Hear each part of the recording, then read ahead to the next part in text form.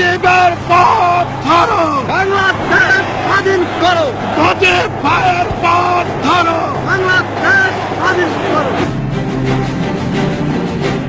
গত প্রায় 4 দশক ধরে একটি জাতির স্বাধীনতার ঘোষণা নিয়ে যে বিতর্ক বা কুতর্ক চলছে, ৭১ মুক্তিযুদ্ধের সময় তা ছিল না। একদিকে সারা বিশ্বের গণমাধ্যম, অন্যদিকে বাংলাদেশের রণাঙ্গনে একাধিক নয় উচ্চারিত হয়েছে শুধু এক ব্যক্তির নাম। Sheikh Mujibur Rahman, the leader of East Pakistan, declared the region an independent republic, which he said will be called Bangladesh, the land of the Bengalis. পাক সেনা সদস্য মেজর সিদ্দিক সালিক ৭১ মার্চ থেকে ১৬ ডিসেম্বর পর্যন্ত বাংলাদেশে ছিলেন।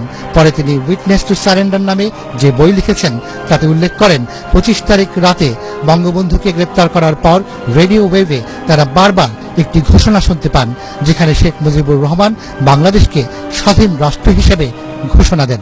When the first shot had been fired, the voice of Sheikh Mujibur Rahman came faintly through on wavelength close to that of the official Pakistan radio, in what must have been and sounded like a pre-recorded message. The Sheikh proclaimed East Pakistan to be the People's Republic of Bangladesh. এই ঘোষণাটি প্রচারের জন্য যার সবচেয়ে বড় অবদান তিনি হলেন শহীদ প্রকৌশলী AKM নুরুল হক। তিনি বঙ্গবন্ধুর নির্দেশে শর্ট রেঞ্জের একটি ট্রান্সমিটার তৈরি করেছিলেন, যার মাধ্যমে ঘোষণাটি প্রচারিত হয় বলে পাকিস্তানিরা জানতে পেরেছিল। সেই দিনের স্মৃতি মনে করে তার স্ত্রী নাসরিন বানু এখনো শিউরে ওঠেন। এই বাসায় একদম তছনছ করে ফেলেছিল। মিলিটারিরা উঠে উঠে দেয়াল ঠুকে ঠুকে দেখছে কোথায় বসে উনি ট্রান্সমিটার তৈরি করেন। আমাদের যে কাজের লোক টোক ছিল ওদের নিয়ে সব ওই মাঠের মধ্যে নিয়ে শোয়াইয়ে বলেছে কোথায় সারে তোমাদের ট্রান্সমিটার তৈরি করতে।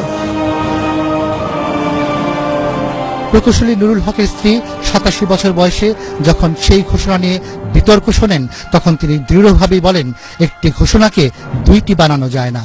আমি বলবো আমি ঘোষণা দিয়েছি, ও বলবো ও ঘোষণা দিয়েছে, ও বলবো ও ঘোষণা দিচ্ছে, তা তো হয় না। ঘোষণা একজনই দিয়েছে। এদিকে বঙ্গবন্ধুর নামে মেজর জিয়াউর রহমান স্বাধীন বাংলা বেতারে ঘোষণা পাঠ করলেও তা তিনি পড়েছিলেন ৭১ ২৭ মার্চ, যা তিনি ওই সময় ভারতীয় গণমাধ্যমের কাছে সাক্ষাৎকারে বলেছেন। We captured the radio station at Chittagong on 27. We captured the radio station at Chittagong on 27, and I went up the air in the evening and I made the declaration. এ কারণেই প্রথম ঘোষণার পরিপ্রেক্ষিতে ঐতিহাসিক সত্য হল ২৬ মার্চ বাংলাদেশের স্বাধীনতা দিবস। রুমি নোমান, ATN বাংলা।